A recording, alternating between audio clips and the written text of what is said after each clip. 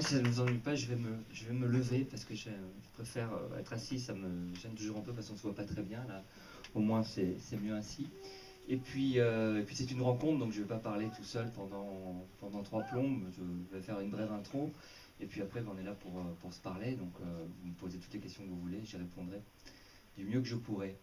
Ce qui m'a poussé à écrire ce livre, d'abord, je suis très honoré, avant de dire pourquoi j'ai écrit ce livre, très honoré de votre attention et d'un prix des lecteurs, parce que je trouve que le prix des lecteurs, c'est quelque chose qui est plus important aujourd'hui.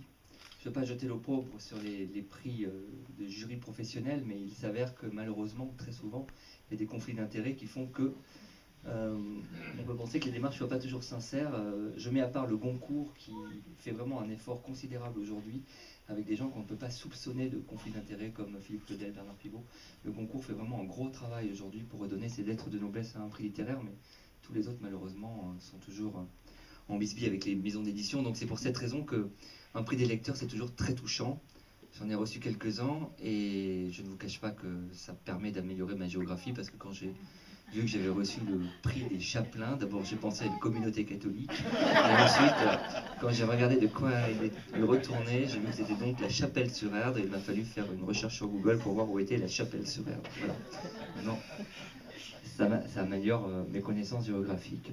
Pourquoi j'ai écrit Magari Je suis journaliste, donc j'étais correspondant en Italie à Radio France, et je me suis très vite aperçu que en étant parfaitement intégré dans ce pays au bout de 2 ans, ce que je connaissais de ce pays à travers ma vie quotidienne et mon intégration ne passait pas à travers le journalisme.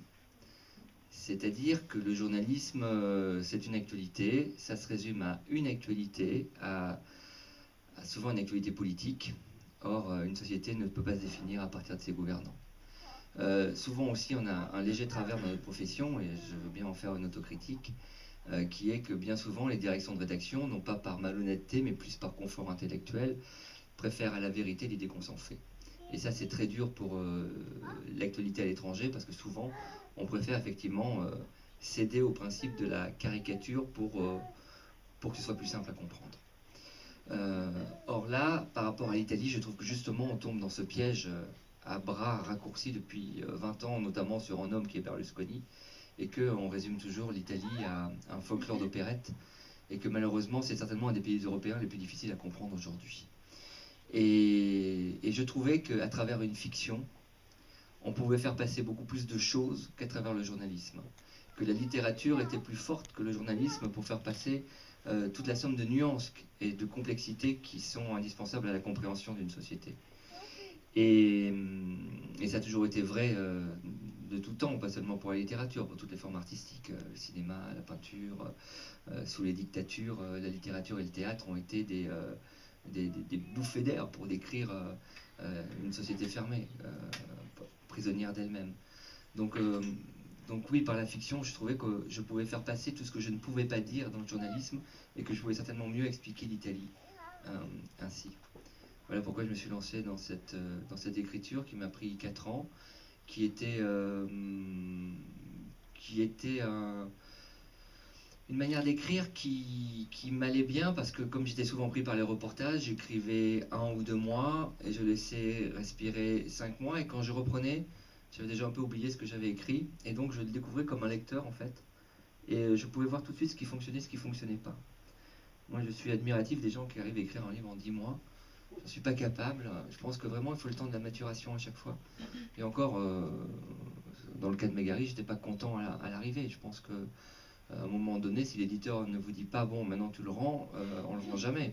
Parce qu'on ne peut jamais en être content. On a toujours des choses qui ne vous plaisent pas. Vous n'êtes jamais content de l'écriture. Vous trouvez que les personnages peuvent être caricaturaux. Enfin, on est toujours en plein doute, quoi.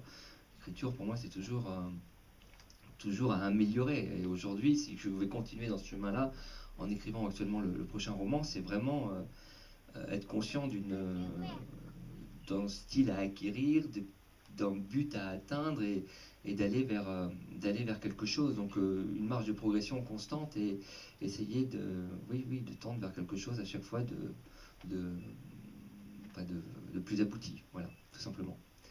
Alors, 2-3 mots d'introduction, ce que je pouvais vous dire. Maintenant, je ne sais pas ce que vous avez ressenti à travers cette lecture.